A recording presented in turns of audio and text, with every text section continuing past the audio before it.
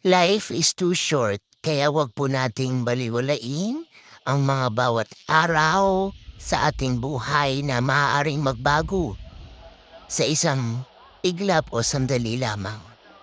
Be grateful at maging mapagpasalamat sa lahat ng kung anong meron ka ngayon.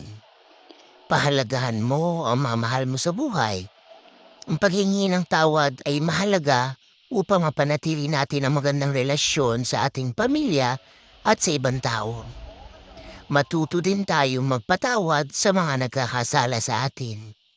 Ang pagpatawad sa mga bagay na hindi natin kayang baguhin ay mahalagang aspeto upang magkaroon tayo ng peace of mind at mapayapang kalooban upang makapag-move on tayo sa mga pagkakamali natin o pagkakataon na hindi na natin maibabalik pa.